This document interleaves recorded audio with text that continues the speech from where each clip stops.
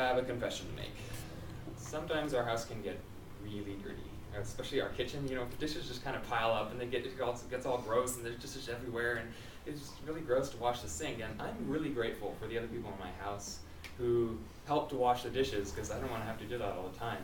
And so all of us, have somebody to be grateful for, whether it be our parents, our country, or our community around us. And we need to know how we can give back to them, because if we never give back to them, then society will just eventually deteriorate into nothing.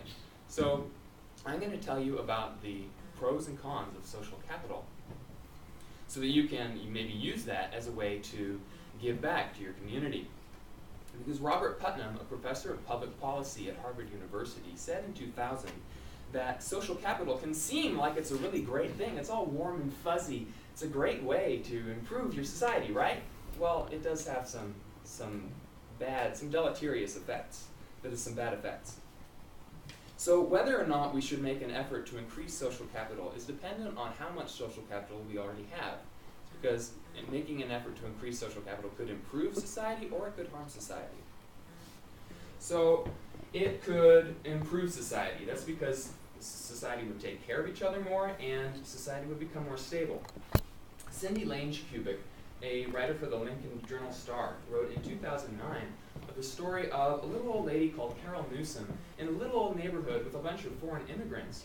Her church had encouraged her to reach out to those in her community, and what she ended up doing was teaching English in her kitchen. Now that's pretty selfless, but social capital doesn't necessarily always have to be so selfless. I don't know how many of you guys out there, like you guys out there, like to do the dishes, but apparently if you do, then you're more likely to get a girl. That's what the state news service for the UK said in 2009, reported in 2009 on a study that said guys who are more willing to do housework are more likely to get a girl. So if you're single and you don't want to be, go to the old lady's house down the street, or anybody, and do some dishes. So society would take care of each other more. As a direct consequence of taking care of each other, society would tend to become more stable. Let's say that you've just had a big fight with your friend, and you're all boiling mad, and your face is all red, and you feel like you're about to explode. Well, what you need right then is a hug. R. Mike Fraser, for the Research Center in Anthropology and Paleoecology at Liverpool John Moores University in England, said in 2008 that after a conflict, a hug can really help. So if you've got a lot of social capital and social connections that you've got, you can reach out to them and they can support you. Give you a hug. Let's say that you didn't have the fight with your friend, though. You had a fight with a gang member. And they beat you up at midnight in some dark alley, and they beat you up into a pulp and left you on the side of the street. And people saw you and they walked by, but they kind of snooted their noses. Sound familiar? It should, because it's from Luke 10. It's the parable of the Good Samaritan. If we help those around us, we can try to counteract the evil that goes around in our society. So society would take care of each other more and would become more stable. So more social capital can be good. It improves society, but like Jack in the Box curly fries, you can only have so much before you start to feel sick. So making an effort to increase social capital could harm society, because we may have enough already, and having too much social capital can be bad. So we may have enough already. Michael Murphy, a spokesman for Verizon, said in 2007 that Verizon spends upwards of $1 billion annually on improvements and maintenance for their network, because more and more people are getting cell phones and texting capabilities. And that number is increasing.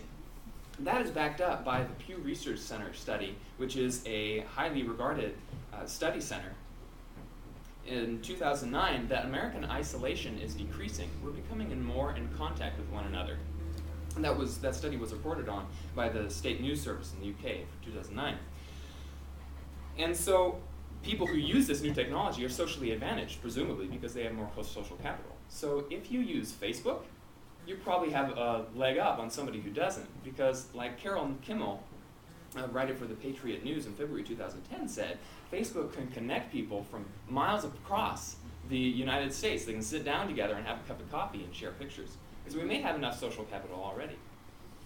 And if we're trying to make more social capital, and we have enough already, it can be harmful. It could harm society because too much is harmful. You know, it's how some people are really friendly and they come up to you and they're really, they just want to get really close and they're, hi, how you doing? Well, imagine the opposite of those kind of people. They kind of want to be separated.